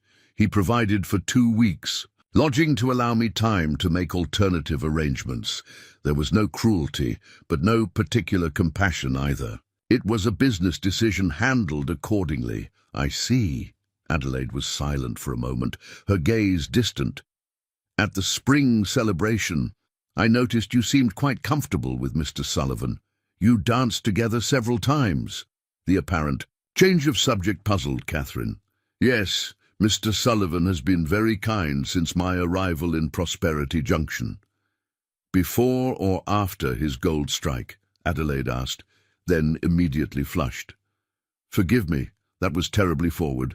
It's just, my father says that men's characters are revealed not by how they treat people when it benefits them, but by how they treat those from whom they expect nothing. Understanding dawned. Adelaide wasn't merely asking about Kensington. She was comparing him to Sullivan, trying to gauge the true nature of both men. Mr. Sullivan showed me kindness from our first meeting, Catherine answered honestly. When I was simply a newcomer with uncertain prospects, he treated me with respect and consideration. The gold strike hasn't changed his behavior toward me, or others in town as far as I can observe. Relief flickered across Adelaide's features. That aligns with what I've heard from others. Thank you for your candor, Miss Montgomery. I know this must be an awkward conversation. May I ask you something in return? Catherine ventured. Adelaide nodded. Did Mr. Kensington pursue your acquaintance before or after he terminated our arrangement? A shadow crossed Adelaide's face. During, I believe. Father introduced us when Mr. Kensington visited Denver last winter to discuss expanding the bank's operations. He began calling on me in February, though his letters to you apparently continued until March. The confirmation of Kensington's duplicity stung, even though Catherine had suspected as much. I see. Thank you for your honesty. Adelaide rose, smoothing her skirts with a gesture that seemed more nervous habit than necessity. I should go. Father's expecting me at the hotel for luncheon. She hesitated, then added in a rush, I've heard there's to be a meeting tomorrow at the bank about the Thunder Creek Mining Cooperative. Father and Mr. Kensington have been in discussions about investment opportunities. The warning was oblique, but clear. Catherine nodded her understanding. Thank you, Miss Blackwell. After Adelaide departed, Catherine sat motionless at her desk, processing the conversation. Adelaide's visit revealed more than just Kensington's character. It highlighted the web of business and personal interests that had begun to form around Sullivan's discovery. A web that could either support the mining cooperative's growth or ensnare it in outside control. Sullivan should be warned about the meeting, she decided. Gathering her shawl, Catherine made her excuses to Mr. Hawkins and set out for the assayer's office, where Sullivan had mentioned he would be conducting business that afternoon. The spring day had turned unseasonably warm, the streets of Prosperity, Junction dusty under the bright sunshine. Catherine moved quickly, nodding to acquaintances, but not stopping for conversation. As she approached the assayer's building, she noticed Kensington himself emerging, accompanied by Leland Blackwell, a coincidence that confirmed Adelaide's information. Ducking into the alley beside the building, Catherine waited until the men had passed before entering the assayer's office. The interior was crowded with equipment, scales, testing apparatus, and locked cabinets that presumably held valuable ore samples. Sullivan stood deep in conversation with the assayer, a thin man with spectacles perched precariously on his nose. Both men looked up at her entrance, surprise evident on their faces. "Miss Montgomery," Sullivan greeted her. "This is unexpected. I apologize for the interruption, but I needed to speak with you." Catherine glanced at the assayer, who discreetly moved to the far end of the room, giving them a semblance of privacy. Quickly and efficiently, Catherine relayed the substance of Adelaide's warning about the upcoming bank meeting. Sullivan listened intently, his expression growing increasingly grave. "So, Blackwell is involved now," he said when she had finished. "That complicates matters significantly. His financial resources far exceed our current investors' capabilities." Miss Blackwell seemed concerned, Catherine added. "She didn't provide details, but I gathered she feels her father and Mr. Kensington may not have the cooperative's best interests in mind." Sullivan rubbed his jaw thoughtfully. "I'm grateful for the warning. Jack and I will need to prepare carefully for tomorrow's meeting." His gaze softened as he studied her face. "Thank you for bringing this to me so promptly. It couldn't have been easy, given your history with Kensington." "My history with Mr. Kensington is precisely why I didn't hesitate," Catherine replied. "I've seen how he operates when financial interests are at stake." A hint of a smile touched Sullivan's lips. "Remind me never to find myself on the opposing side of your loyalties, Miss Montgomery." The following day brought thunderstorms rolling across the mountains, shrouding Prosperity Junction in alternating patterns of darkness and brilliant sunlight. From her window at the boarding house, Catherine watched the weather's dramatic display as she prepared for work, her thoughts preoccupied with Sullivan's meeting at the bank. At breakfast, the atmosphere was unusually tense. The Blackwells ate quickly and departed for the hotel, where Leland Blackwell had established a temporary office. Mrs. Whittaker, never one to disguise her opinions, watched them go with a disapproving frown. "That man's been turning this town upside down since he arrived," she muttered to Catherine as they cleared the breakfast dishes. "Poking into everyone's business, making grand pronouncements about development and progress." "Do you know Mr. Blackwell well?" Catherine asked. "Known him since he was a scrappy rancher with just 50 head of cattle and more ambition than sense," Mrs. Whittaker replied. "Made his fortune through hard work initially, I'll give him that. But the bigger his holdings grew, the more ruthless his methods became." She shook her head. The man Adelaide Blackwell described to her finishing school friends in Denver bears little resemblance to the man I remember. This glimpse into Blackwell's past added another layer to Catherine's concerns about the bank meeting. If the cattle baron had indeed built his empire through increasingly ruthless tactics, what might he have planned for Thunder Creek's gold? At the Mercantile, business was slow due to the intermittent downpours. Catherine used the quiet time to catch up on correspondence and prepare supply orders for the coming month. She had just completed a particularly complex inventory calculation when the bell jangled, announcing a visitor. Jack Thornton stood in the doorway, water streaming from his oilskin coat and hat. His weathered face was set in lines of grim determination. "Miss Montgomery," he said with a curt nod. "Is Sullivan here?" "No," Catherine replied, setting aside her pen. "I haven't seen him today. Isn't he at the bank meeting?" Thornton's expression darkened further.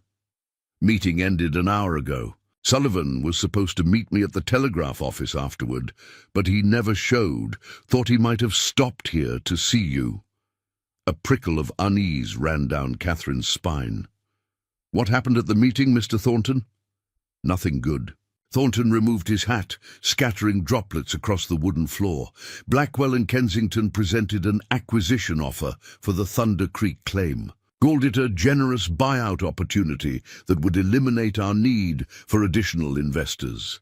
His tone made clear what he thought of that characterization, and Mr. Sullivan declined.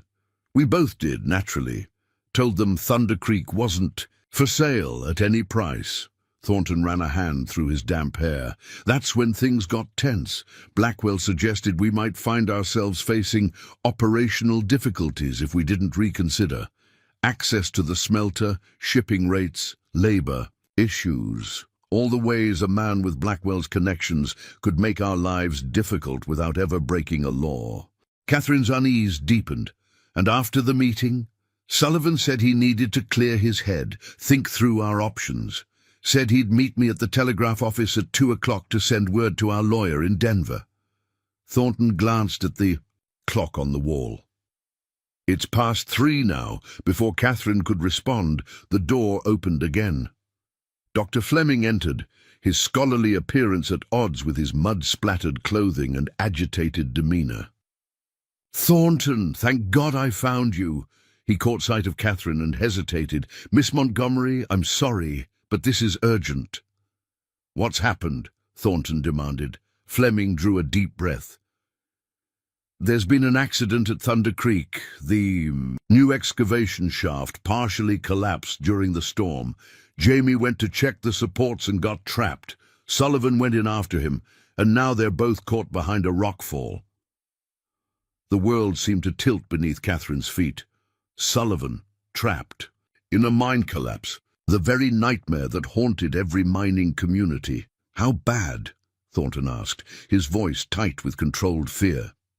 "Bad enough," Fleming replied grimly.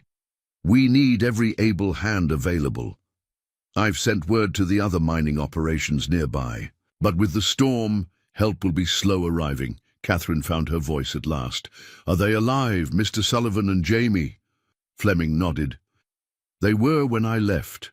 We've established voice contact through an air shaft. But time is critical. The longer they're trapped, the greater the risk of further collapse or flooding from the storm." Without hesitation, Catherine turned to Mr. Hawkins, who had emerged from the storeroom at the commotion. "I need to go with them." The merchant looked startled. "To a mine collapse? That's no place for a lady, Miss Montgomery." "I have experience with organized rescue efforts," Catherine insisted, thinking of the charity work she had done after a factory collapse in Boston. "I can help coordinate supplies, maintain records of workers and shifts, ensure communications remain clear." She met Hawkins' concerned gaze steadily. "Please, Mr. Hawkins, I need to be there." After a moment's consideration, Hawkins nodded reluctantly. "Take whatever supplies you think might be useful. And be careful, I need my bookkeeper back in one." "Peace." Within minutes, Catherine had assembled a crate of essentials: lantern oil, bandages, blankets, coffee, and hard biscuits from the mercantile's stock. As Thornton helped load these into his wagon, a third figure joined their hasty departure: Clara Jenkins, determined and practical in men's trousers and a heavy coat. "Don't try to dissuade me," she warned, as Catherine opened her mouth to protest. "I've lived in mining towns my whole life. I know what's needed at a rescue site, and it's not another hysterical woman wringing her hands." The journey to Thunder Creek, difficult under normal conditions, became treacherous in the storm. The wagon lurched through mud-slicked paths, while lightning periodically illuminated the stark landscape in brilliant flashes. By the time they arrived at the mining camp, Catherine's clothes were soaked through and her teeth chattered with cold and anxiety. The scene at the mine entrance resembled organized chaos. Men moved with urgent purpose, shouting instructions over the storm's rumble. A makeshift shelter had been erected near the mine opening, under which several miners huddled, passing tools and discussing rescue strategies. Dr. Fleming, led Catherine and Clara to this shelter, while Thornton immediately joined the rescue effort. "We've established a secondary access point," Fleming explained, pointing to a diagram sketched in the mud. "Sullivan and Jamie are trapped approximately 50 feet in, behind a substantial rock fall. The good news is there's an air shaft providing ventilation. The bad news is the storm is making everything unstable." As Catherine absorbed this information, a miner emerged from the mine entrance, his face streaked with dirt and desperation. "We've reached the edge of the fall," he reported. "Can hear them both. Sullivan says the boy's hurt but stable. They've got enough space, but water's starting to seep in from somewhere." Fleming's expression tightened. "How long to clear a passage?" The miner shook his head. "Hours, at best, and that's if nothing shifts further." Clara squeezed Catherine's hand briefly before moving into action, organizing the supplies they had brought and establishing a rotation system for the exhausted rescuers. Catherine, fighting to maintain her composure, focused on creating a ledger of all present, tracking who had entered the mine and for how long, ensuring no one became lost in the confusion. As twilight deepened the storm's shadows, lanterns were lit around the camp, creating pools of golden light against the encroaching darkness. The rescue continued without pause, men rotating in and out of the narrow passage. They were painstakingly excavating through the fallen rock. During a brief lull in the rain, Catherine stepped away from the shelter, needing a moment alone to collect herself. The magnitude of what might be lost, Sullivan's life, his future, the connection they had just begun to explore, threatened to overwhelm her carefully maintained composure. "He'll make it through," came a voice beside her. Jack Thornton, his face grey with exhaustion, had approached without her noticing. "Sullivan's survived worse than this, and he's got something to live for now." Catherine didn't pretend to misunderstand. "We barely know each other, Mr. Thornton." "Some things don't need time," Thornton replied simply. "Some things you just recognize when they're right." He glanced back toward the mine entrance. "He's a good man, Sullivan, the best I've known. Whatever happens here, remember that." Before Catherine could respond, a shout came from the mine entrance. "We're through! We've reached them!" The next moments passed in a blur of activity. Rescuers disappeared into the passage, emerging minutes later, supporting a dust-covered Jamie, blood caking one side of his face, but remarkably alert. Dr. Fleming immediately took charge of the young man, guiding him to a makeshift examination area. Catherine stood frozen, watching the mine entrance with desperate intensity. When Sullivan finally emerged, supported by Thornton and another miner, a sob of relief escaped her. He was filthy, limping, and clearly exhausted, but alive. Their eyes met across the chaotic scene, and even through the grime covering his face, Catherine could see the same overwhelming relief in his gaze. Without conscious thought, she moved toward him, propriety forgotten in the wake of near tragedy. "You're all right," she whispered, as she reached him, her voice breaking slightly. "Thank God you're all right." Sullivan reached for her hand, his fingers cold and trembling slightly, but his grip firm. "I heard your voice," he said hoarsely. "From above ground, through the air shaft. Knew you were there, gave me strength." The simple admission, spoken without pretense or calculation, moved Catherine more deeply than any elaborate declaration could have. In that moment, surrounded by mud and exhaustion, and the remnants of fear, something fundamental shifted between them.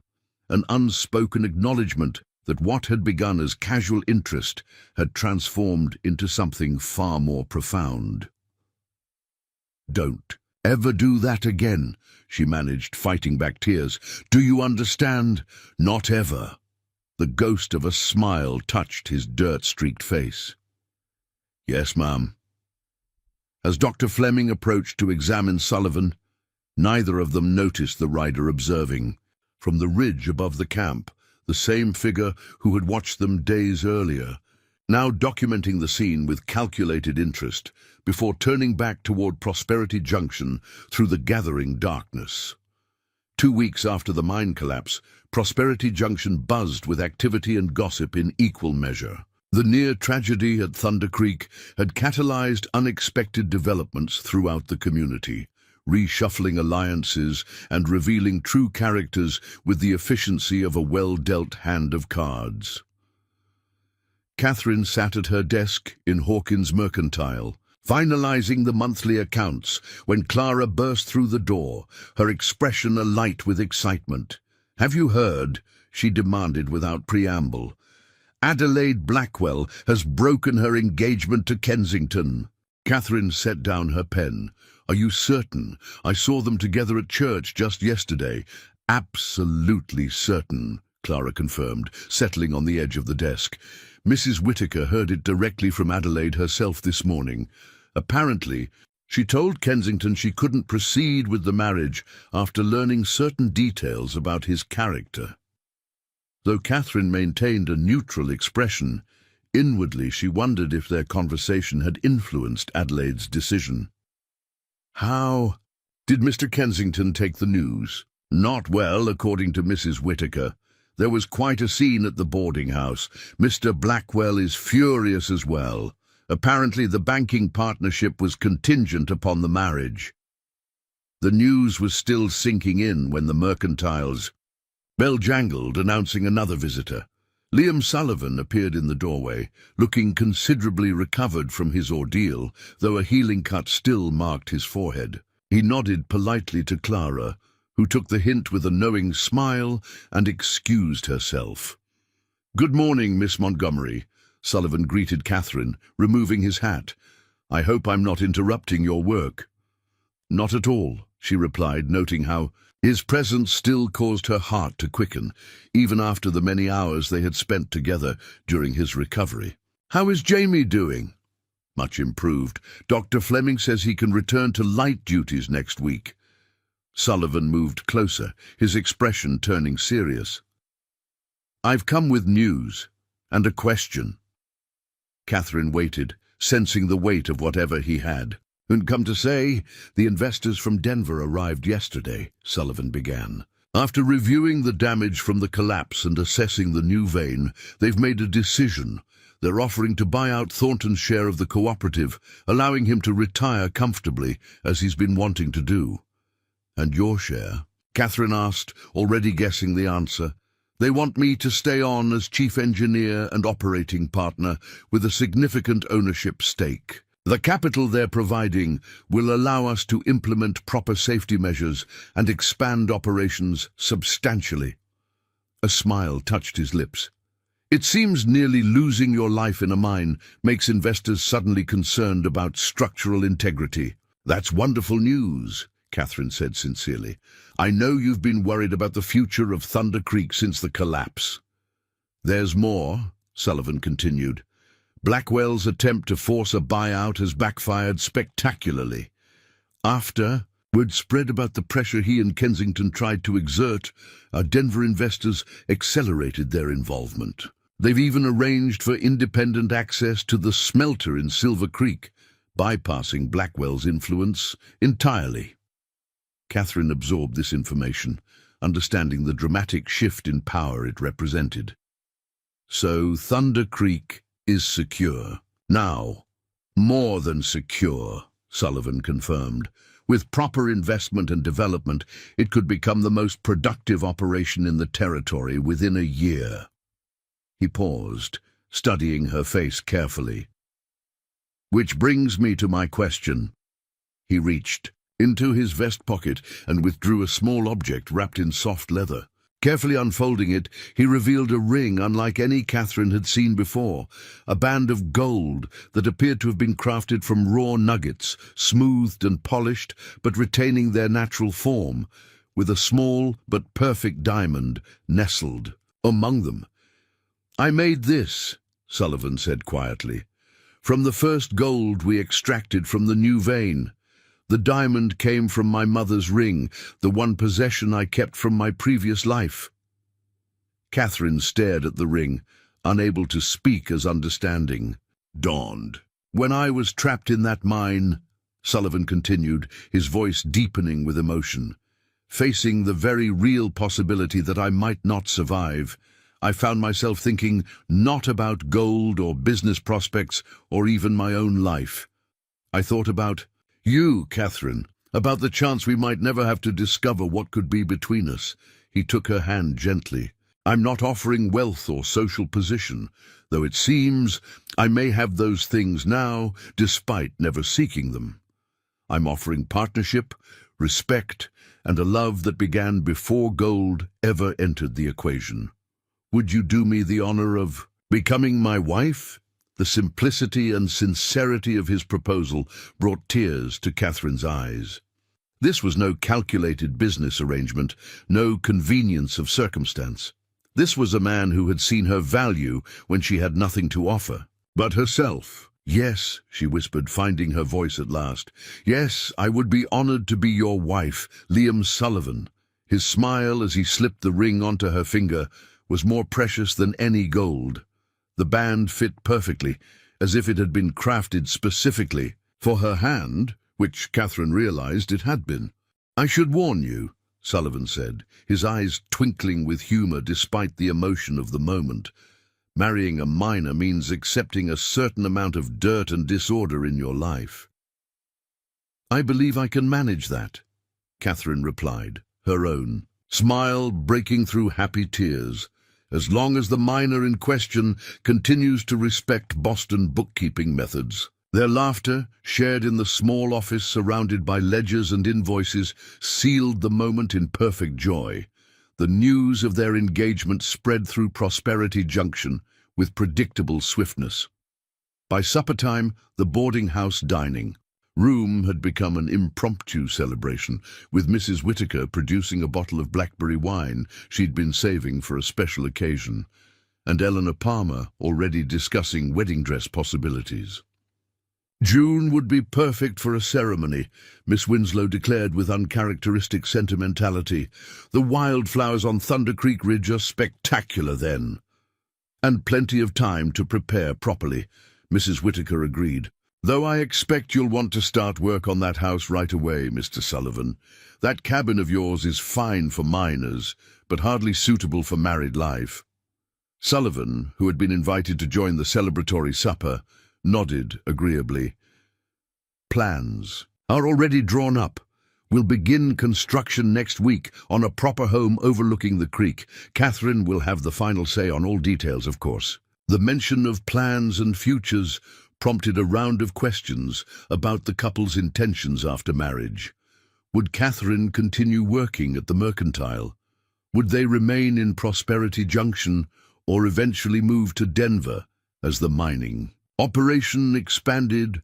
We haven't settled all those details yet, Catherine answered, touched by the genuine interest of these women who had become true friends in such a short time.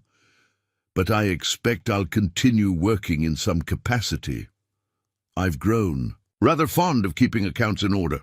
Thunder Creek could certainly use your organizational skills, Sullivan added. Our record-keeping makes Hawkins's original system look positively meticulous. The gathering was interrupted by a knock at the boarding house door. Mrs. Whittaker excused herself to answer it, returning moments later with an unexpected visitor, Adelaide Blackwell, looking somewhat hesitant but determined. I apologize for intruding on your celebration, she said, her gaze taking in the festive table, but I wanted to offer my congratulations in person before we depart tomorrow. You're leaving Prosperity Junction? Catherine asked, rising to greet. Her Adelaide nodded. Father has business requiring his attention in Denver, and I— She hesitated, then continued with newfound confidence. I have decided to pursue studies at the Women's College in Boston, something I've wanted for years, but never had the courage to insist upon. The announcement clearly surprised everyone present. Adelaide Blackwell, the pampered daughter of wealth and privilege, choosing education over the expected path of advantageous marriage, was unprecedented. That's wonderful news, Catherine said warmly. Boston has excellent educational opportunities. For women, you'll thrive there, I'm certain. A genuine smile lit Adelaide's features. "Thank you, and thank you for our conversation earlier. It helped me see certain situations more clearly." She turned to Sullivan. "Congratulations, Mr. Sullivan, on both your engagement and the successful resolution of your business concerns. I want you to know that I had no knowledge of my father's tactics regarding Thunder Creek." "I never thought you did, Miss Blackwell," Sullivan assured her, "and I wish you every success in your studies." After Adelaide departed, the celebration continued, tempered now with reflection on the unexpected turns life could take. Catherine found herself pondering how a journey that had begun in rejection and uncertainty had led to such complete happiness. The following morning brought another surprise visitor to the Mercantile. Bartholomew Kensington himself appeared at Catherine's office door, his usual polished appearance slightly diminished, his expression uncharacteristically humble. "Miss Montgomery," he began stiffly, "I understand congratulations are in order." "Thank you, Mr. Kensington," Catherine replied, maintaining a professional courtesy despite their complicated history. He cleared his throat uncomfortably. "I also owe you an apology. My treatment of you upon your arrival was less than gentlemanly. I made judgments based on financial considerations rather than character, a mistake that has cost me considerably." The admission, clearly difficult for him, softened Catherine's lingering resentment. "We all make errors in judgment, Mr. Kensington. The measure of a person lies in how they respond to those errors." "Indeed," he hesitated, then continued with visible effort. "I've been offered a position with a banking firm in San Francisco. I'll be leaving Prosperity Junction at the end of the month. Before I go, I wanted to clear the air between us." "Consider it cleared," Catherine said simply. "I wish you well in your new position." A flicker of surprise crossed Kensington's face, as if he had expected recrimination rather than civility. "You're very gracious, Miss Montgomery. Sullivan is a fortunate man."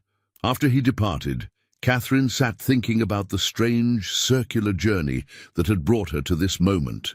Had Kensington not rejected her, she would never have found employment at the Mercantile, never met Sullivan, never discovered her own resilience and worth independent of any man's validation. Sometimes, she reflected, what appears to be the worst moment of one's life becomes the turning point toward unexpected joy. 6 weeks later, on a perfect June morning with wildflowers carpeting the ridge above Thunder Creek, Catherine Montgomery became Catherine Sullivan in a ceremony attended by the entire community of Prosperity Junction. She wore a gown of cream-colored silk that Eleanor Palmer had worked on tirelessly, with delicate embroidery at the collar and cuffs representing the mountain flowers that surrounded them. Sullivan, resplendent in a new suit crafted by Denver's finest tailor, watched her approach with an expression of such tender wonder that Catherine felt her heart might burst with happiness. Jack Thornton stood beside him as best man, while Clara served as Catherine's maid of honor. The vows they exchanged were simple but profound, crafted together during evening conversations on the porch of the boarding house. They spoke not only of love and fidelity, but of partnership and respect, of building a life based on mutual support and genuine understanding. "With this ring, I thee wed," Sullivan said, his voice steady as he placed a second band of Thunder Creek gold beside the engagement ring he had crafted. "Not as a chain to bind you, but as a symbol of the treasure I have found in you." "With this ring I thee wed," Catherine echoed, sliding a matching band onto his finger, "not as a claim to ownership, but as a promise of partnership in all things." Reverend Matthews beamed as he pronounced them husband and wife, his blessing nearly drowned out by the spontaneous applause that erupted from the gathered community. Even Mrs. Whitaker was seen dabbing suspiciously at her eyes, though she later insisted it was merely pollen from the abundant wildflowers. The celebration that followed lasted well into the evening, with tables set up along the creek bank and lanterns hanging from the pines. There was music and dancing, feasting and laughter, the entire town sharing in the joy of a union that somehow felt like a victory for them all, a testament to the frontier spirit that valued character above circumstance, actions above origins. As twilight softened the mountain landscape, Sullivan led his bride away from the festivities to a quiet spot overlooking the valley. Below them, the foundations of their new home were already taking shape, solid stone rising from the earth in promise of permanence. "Happy, Mrs. Sullivan?" he asked, his arm around her waist as they watched the first stars appear. "Completely," Catherine replied, leaning into his embrace, "though I'm still adjusting to the name. Mrs. Sullivan, wife of a successful mine owner, who would have imagined such a thing 6 months ago?" "I would have," he said with quiet certainty. "The moment I met you in that cramped office at Hawkins Mercantile, I recognized something rare and valuable. A heart of true gold, worth far more than any mineral wealth we might extract from these mountains." Catherine turned in his arms, looking up at the man who had seen her value when others had dismissed her worth. "Then we are both equally fortunate in our discoveries." Their kiss, shared beneath the vast canopy of Wyoming stars, sealed a partnership forged through rejection and resilience, discovery and devotion, a love as enduring as the mountains that witnessed its beginning, and as precious as the gold that had brought them together. In Prosperity Junction, they would later say that Catherine Montgomery had indeed become a queen, though not through wealth or station, but through the respect she commanded and the love she inspired. And Liam Sullivan, for all the gold his mines produced, would always declare that his greatest discovery was the woman who had traveled west seeking one future, only to find something far more valuable waiting where she least expected it. 4. Sometimes life's richest veins are found not in the ground beneath our feet, but in the hearts of those we meet along the way. Up next, you've got 2 more standout stories right on your screen. If this one hit the mark, you won't want to pass these up. Just click and check them out. And don't forget to like, subscribe, and turn on the notification bell so you don't miss any upload from us.